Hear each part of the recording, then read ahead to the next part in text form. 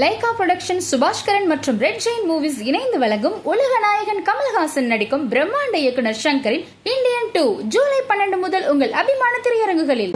இதெல்லாம் டாக்டருக்கு படிச்சேன்னா அது பாடமா மாறிடும் இல்லையா? உறுப்புகள் பெயரெல்லாம் அவங்க சொல்லியிருப்பாங்க, அவ்வளவுதான் கேட்டாங்க, என்ன கேட்டாங்க இல்ல. ஆண் மக்கள் தங்கள் செய்ய முடியாத தொழிலை பெண்கள் செய்யும் அந்த பொறாமையில அவங்க அந்த தொழிலை இழிவா பேசுறது தான் கெட்ட வார்த்தை. இவங்களால செய்ய முடிஞ்சிருந்தா அது கெட்ட வார்த்தையாவே மாறி இருக்க. இவ்வளவுதான். இந்த கெட்ட வார்த்தைங்கிறதுக்கு நான் சென்சாருக்கு விடுக்கும் தூது. இது கலைஞன் ஒரு ஜெயகாந்தன் மாதிரியா இருக்கிற ஒரு எழுத்தாளர் தன் கதையை தன் டைரக்டரை ஆழ பதிவு செய்வதற்கு இந்த கெட்ட வார்த்தைகள் மிகவும் பயன்படும். கெட்டதையும் நல்லதையும் பக்கத்தை பக்கத்தில் வச்சாதான் இது உப்பு இது காரம்னு தெரியும். அதனால சென்சார் கிட்ட நான் விழுக்கும் வேண்டுகோள் இந்தியன் படத்தில் இல்லை, அதான் முடிஞ்சு தப்பிக்க பயன்படுத்த நினைக்கிறேன். நான் விழுப்பது இனி எழுதவிருக்கும் படங்களுக்கு. ஏன்னா நீங்க தடுத்துட்டதுனால என் பிள்ளைகள்லாம் தெருவில் கெட்ட வார்த்தை கேட்காம தப்பிச்சிருப்போம். கண்டிப்பா எல்லாரும் எல்லா நேரம் கேட்டுக்கிட்டு வரது அது எது தரம் குறைந்தது, எது தரம் நம்ம போடுற சட்ட கலர்ல எது வசதியானது, எது விலை குறைந்தது, எது காடியானது, எது கம்மியானதுங்கிறத நம்மளை முடிவு பண்ண வைப்பது நம்மளுடைய சுற்றுச்சூழல் தானே. அந்த மாதிரி இது நடக்கும். தயவுசெய்து இப்ப இவர் காட்டுற வில்லன் இவர் அல்ல. ஆனா அந்த வில்லன் அவர் யோசிக்கிறார், இப்படி ஒரு இருப்பது சமுதாயத்துக்கு கேடு. இதெல்லாம் அனுமதிக்கணும், காட்டணும். இன்னும் வன்முறையினால் வன்முறையை சந்தோஷமான நிகழ்வா படத்துல காட்டாங்க, அது வலிக்கிற மாதிரி காட்சிகளா அதை காட்டணும்னா வாழ்க்கையில் நிகழாது. இது தூது, அவ்வளவுதான். வளர்ச்சிக்கு பயன்படுத்திக்குவாங்க. இந்த இந்தியன் 2 படத்தை உங்களுடைய அரசியல் அதாவது மன்னிக்கணும், உங்களுடைய அரசியல் பயணத்துக்கு பயன்படுத்தி. நான் மட்டும் இல்லைங்க, நேர்மையான எந்த அரசியல் பாதையும் பயன்படுத்தலாம். அத்தனை நல்ல அரசியல் இந்த படம் பேசுகிறது. அதாவது பேன் இண்டியன் படமா கேட்கிறாங்க. கதாநாயகனே பேன் இண்டியன், அந்த கதையே பேன் இண்டியன். இந்தியா தான் கதாநாயகி யாரும் இல்லையான்னு கேட்டாங்க.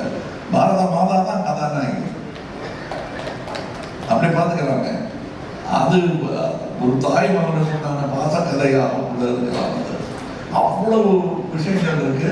கண்டிப்பாக இது அரசியல் புரிதல் உணர்வும் மக்களுக்கு வர வேண்டும் என்னும் ஒரு எண்ணத்தை மனதில் வைத்து எடுக்கப்பட்ட படம் தான். எனது கட்சிக்கு மட்டுமல்ல, அனைத்து கட்சிகளுக்கும் நல்ல யோசனை சொல்லக்கூடிய விஷயங்கள் இந்தியன் 2 இருக்கிறது. அதை பார்த்தவங்களாம் படம் பார்க்க வைக்கிறதுக்காக சொல்லல, நல்ல அரசியல் பண்ண வைப்பதற்காக சொல்லுகிறேன். நன்றி. சம்பந்தப்பட்ட எந்த கேள்வியும் வேண்டாம். regards to the movie நீங்க கேள்வி நான் கேக்குறப்ப சொல்றீங்க, நான் கேக்குறேன். சங்கர் சார், இந்த படம் ஜோடி அப்படிங்கிறது ஒரு பெண்ணா தான் இருக்கணும்ன்றது இல்லை. என்ன காரணம், கல்யாணத்தோட முடிஞ்சு போயிட்டாரு வாழ்க்கை. ஒரு இளைஞன் அப்படிங்கிறதோட முடிஞ்சு போயிடாது. இப்ப எல்லாருமே தாத்தா வராருன்னு சொல்றத சந்தோஷமா ஏற்றுட்டு இருக்கேன். அதுக்கு முன்னாடியே வித்து போட்டவர் சங்கர் அவருக்கு நன்றி சொல்லணும், மணிரத்னத்துக்கு நன்றி சொல்லணும். 30 வயசு 35 வயசுக்குள்ள என்னை இந்த மாதிரி வேஷங்கள் போட்டதுனால வயோதிக பயம் என்பதை இந்த இருவரும் வைத்தியம் பண்ணி நீக்கிட்டாங்க. இதை விட பெரிய பயம் இருக்கதான் நான் எனக்கு எதுவுமே இருக்க முடியாது. ஐயோ, இந்த மாதிரி இடவட்டங்கள்லாம் வராங்களே, சுற்றி நான் ஒரு மரத்தை சுற்றினா 3 மரத்தை சுற்றி ஆடுறாங்க அப்படிங்கிற பயமெல்லாம் இல்லாமல் பெருந்தன்மையுடன் they made me age gracefully in my mind. அதனால எனக்கு ஜோடி இல்லை. நீ உங்களுக்கெல்லாம் நல்லா ஜோடியை பார்த்து கல்யாணம் பண்ணி தலையெல்லாம் அரிசி அவர்கள் அச்சலை போட்டு இதெல்லாம் பார்க்கணும்னு ஆசை வரவழைச்சுட்டாங்க. அதுக்கு நன்றி தான் சொல்லணும். ஜோடி இல்லையான்னு எத்தனை நாள்லாம் வருது. ராமானுஜாச்சாரியர்களுடைய ஜோடி அந்த திருவரங்கம் தான். என்ன திடீர்னு பத்தி பேசுறேன், நான் எல்லாம் பேசுறேன். அது அவருக்கு ஜோடி இல்லையே அப்படின்னா அதெல்லாம் ஒரு வாழ்க்கையில் ஒரு கட்டம். அதை நான் ரொம்ப ரசித்தேன். எனக்கு ரொம்ப பிடிச்சிருந்தது இந்த படத்தில். அதை போய் எத்தனை பாட்டு, எத்தனை டான்ஸ் எல்லாம் கேட்டுட்டு இல்லாமா, எத்தனை குத்து, எத்தனை அதில் எத்தனை சத்து நீங்கள் படத்தை எடுத்தீங்க அப்படின்னு கேட்டாங்க. நம்ம வந்து கொஞ்சம் ஏன் சொன்னீங்கன்னா உங்களுக்கு தெரியும் அட்லீஸ்ட் எங்க இருக்கீங்க. லைட் போட முடியுமா? கொஞ்சம் சார், நம்ம நாமக்கல் கவிஞர் சொன்ன மாதிரி கத்தியின்றி ரத்தமின்றி யுத்தியம் வருதுன்னு சத்தியாகிரக பாணியில் தான் நம்ம வந்து சுதந்திரம் வரோம். இந்த படத்துல வந்து நான் வந்து காந்தி வழியில போறோம், நீங்க போங்க, நான் வந்து நேதாஜி வழியில போறேன் சொல்லி நீங்க சொல்றீங்க. இன்றைய சூழ்நிலை, இன்றைய காலகட்டம், சமூகம், இன்றைய அரசியலுக்கு எதிராக நம்ம வந்து நேதாஜி வழியில போகணுமா, அந்த கோபத்தையும் அந்த இதையும் எடுக்கணும்னு பக்கம் சொல்ல வருதா, அதெல்லாம் நீங்க நினைக்கிறீங்களா? அதாவது நம்ம கலைஞர்களாக எல்லா காலகட்டத்தையும் தொட்டு பார்க்கலாம், கவிஞர்களாக எல்லா உணர்வுகளையும் உணர்ந்து பார்க்கலாம். தப்பு இல்லை, அப்படிதான் வாழணும். இது வந்து ஒரு கலை படைப்பு. ரௌதரம் பழகு என்று பாரதியார் சொல்லிட்டதுனால எல்லார்கிட்டையும் பழக வேண்டியது இல்லை. அந்த மாதிரி இந்த நேதாஜியின் வீரத்தை ஒட்டுமொத்தமாக மறக்க வேண்டிய அவசியம் கிடையாது. நமக்கு காந்தியின் பொறுமையை ஒட்டுமொத்தமாக இழக்க வேண்டிய அவசியமும் நமக்கு கிடையாது. இது ரெண்டையும் எப்படி கம்பைன் பண்றதுங்கிறது யோசிக்கிறேன். நேதாஜியின் வீரம் என்பது வெட்டு குத்து மட்டும் இல்லைங்க. அந்த பயணம் பாருங்க, அந்த பட்டினி பாருங்க, அந்த திரட்டல், ஒன்று திரட்டல், அந்த திறமை எந்த விதத்திலும் நம்முடைய தலைவர்களை ஒருத்தரை பிடிக்காதுன்னு சொன்னது இந்த பார்ட் 2 பார்ட் 3 வர்றவங்க. ஏன்னா அவரோட இல்லாமல் எங்க சுதந்திரம் கிடைத்திருக்காரு. காந்தி மட்டும்தான் வாங்கி கொடுத்தாருங்கிறதே எல்லாம் எல்லாம் பல்முனை தாக்குதல். அது தாங்க முடியாமல் வெள்ளக்கார மோடி கொண்டு தான் உண்மை. ஒரு பக்கம் வன்முறை தாக்குதலும் இருந்தது, ஒரு பக்கம் அஹிம்சை தாக்குதலும் இருந்தது, சட்டப்பூர்வமான தாக்குதலும் இருந்தது. அத்தனைக்கும் மேலாக மக்கள் குரல் மேலே எழுந்தது. எனக்கு இந்த படத்தை பற்றி இவர் சொல்லும் போது எல்லாரும் இந்த பேன் இண்டியன் ஃபிலிம்களா இது அப்படிங்கிறாங்க. பேன் இண்டியன் தாட்,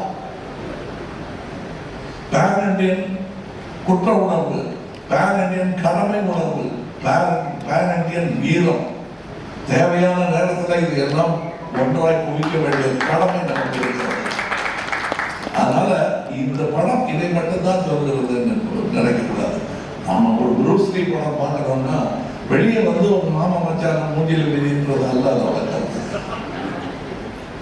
அது அப்படி பாருங்க, ஒரு கலையை எப்படி எல்லாம் கொண்டு வந்தாலும் ரசிச்சுட்டு வீட்டுக்கு வந்து எல்லாரோடையும் உட்காந்து சந்தோஷமா விருந்து சாப்பிட்டு அதை விமர்சனம் கொடுத்தவர்கள். இது ஒரு கலை படைப்பு. இதில் உங்களுக்குள் இருக்கும் வில்லனை சுட்டி காட்டுவதுதான் படத்தில் ஒரு வில்லனை. எல்லாருக்குள்ளேயும் ஒரு வில்லன் இருக்கு. ஒரு ஒரு கான்சியன்ஸ் வேணாம் செய்யாதேன்னு நீங்க தவறுகளே செய்யும் பொழுது ஒரு குரலுக்கு நீங்கள் செவிசாய்க்க மறந்ததுனால்தான் அந்த தவறை எழுதுகிறோம். தடிக்கு விழுறதுலேருந்து தற்கொலை பண்ணிக்கிறதுலேருந்து எதை எடுத்துக்கிட்டாலும் நீங்க உங்கள் மனசில் சொல்லிக்கொண்டே இருக்கோம் ஒரு நியாயமான குரல், வேண்டாம் அதை செய்யாத. நல்லது செய்யும் போதும் பல சிக்கல்கள் நமக்கு வரும்போது இல்லை செய்யுங்க அப்படி சொன்னதுனாலதான் சங்கர் பார்த்து எடுக்கிறாங்க. உள்ள ஒரு குரல் சொல்லிக்கிட்டே இருக்க வேண்டாம், இந்த விஷப்பரிச்சு எதுக்குன்னு கூட 4 பேர் சொன்னா கூட அதை விஞ்சி அந்த கருத்தை ஏற்றுக்கொள்ளுது. அது மாதிரி வன்முறை நமக்குள்ள இருக்கும். கோபம், நாக்கப்பட்ட வெட்டணையா அப்படிங்கிறதெல்லாம் செஞ்சு பார்க்கக்கூடாது, சொல்லி பார்க்கணும், செஞ்சு பார்க்கக்கூடாது. அந்த மாதிரி கலை அதை சொல்லி காட்டுவது தானே தவிர இது ரொம்ப சீரியஸா நீங்க எடுத்துக்கூடாது. வன்முறை ஏற்பட்டு சங்கர் சார், இந்த கேள்வி உங்களுக்காக. ஆஃப்டர் இந்தியன் 2 ட்ரெய்லர் ரிலீஸ் ஆன பிறகு சோஷியல் மீடியாவில் வந்து கிடைச்ச ரிவ்யூஸை எப்படி பார்க்குறீங்க? ப்ளஸ் 90s கிட்ஸ் வந்து இந்த படத்தை, அதாவது பார்ட் 1 ரீவிசிட் பண்ணிட்டு வரணுமா வேணாமா?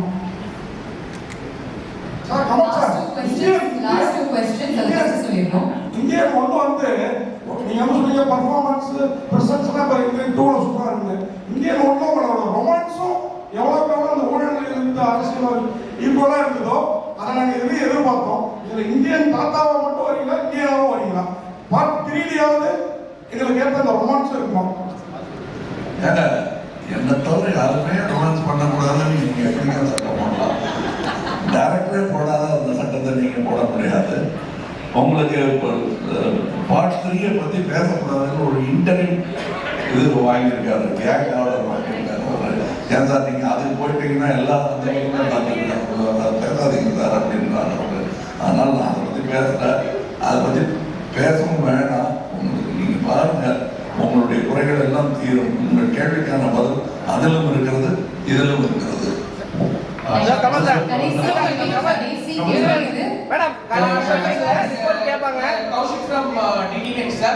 இந்த படத்துக்கு 3 ரைட்டர்ஸ் மொத்தம் வந்து நீங்க சூஸ் பண்ணிருக்கீங்க. 3 ரைட்டர்ஸ் வர்க் பண்ணிருக்காங்க இந்த படத்துக்கு. அண்ட் சார் 3 ரைட்டர்ஸ் இந்த படத்துக்காக வந்து ஒண்ணா வந்திருக்காங்க. அண்ட் இது எந்த அளவுக்கு வந்து ஸ்கிரிப்ட் வந்து அந்த 3 ரைட்டர்ஸ் இந்த படத்துக்கு ரெஃபர் பண்ணுது. அண்ட் அவங்க 3 பேரையும் ஒரே பேஜ்ல வந்து நீங்க வெச்சதுக்கான அந்த ப்ராசஸ் பத்தி சொல்லுங்க சார்.